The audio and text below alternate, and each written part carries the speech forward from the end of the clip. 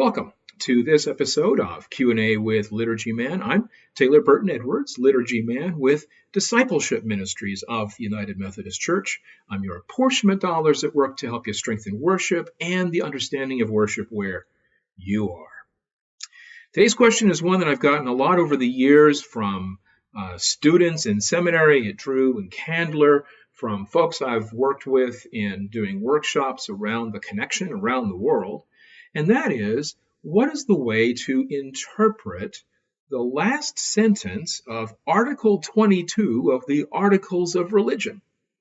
Well, let me first backtrack and say, why in the world would Liturgy Man be talking about the Articles of Religion? Well, because this is one of these places in the Articles of Religion that directly affects the liturgy, ritual, rites, and ceremonies of the church. It speaks to them straight on.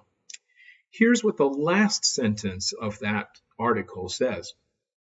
Every particular church may ordain, change, or abolish rites and ceremonies so that all things may be done to edification. The question is, what is every particular church referring to in this article?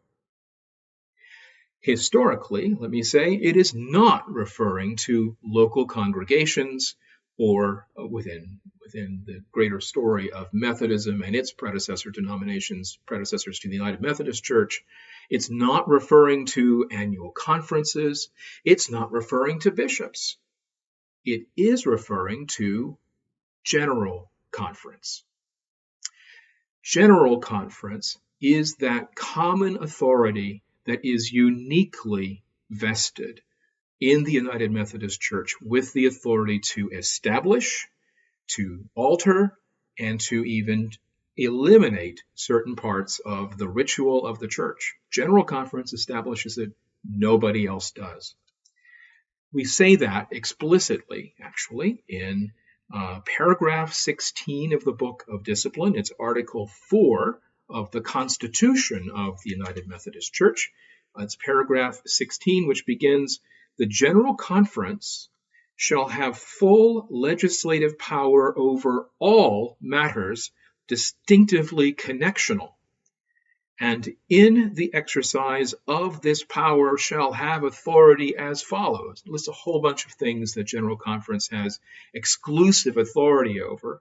In paragraph 6, it says this: "To provide and revise the hymnal and ritual of the church, and to regulate all matters relating to the form and mode of worship, subject to the limitations of the first and second restrictive rules."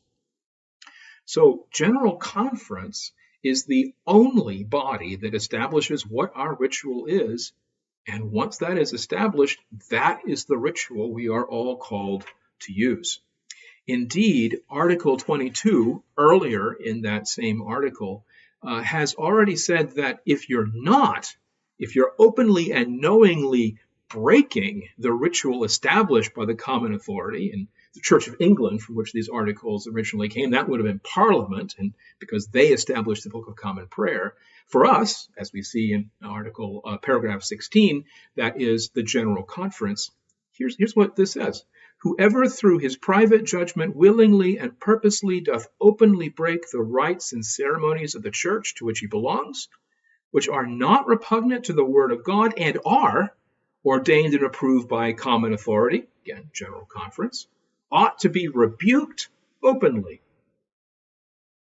that others may fear to do the like, as one that offendeth against the common order of the church, and woundeth the consciences of the weak brethren." So, we are called upon in this article, even down to every particular church, which in this case actually means denomination. We're saying every denomination can establish what its ritual is. The way that we establish what that ritual is, by our means, is through General Conference. Hope this has been helpful. Remember, you can always contact me, worship@liturgyfolks.com, through our UMC Worship Facebook group, or drop a line on this page.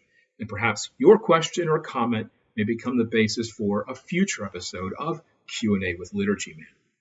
Peace of Christ be always with you.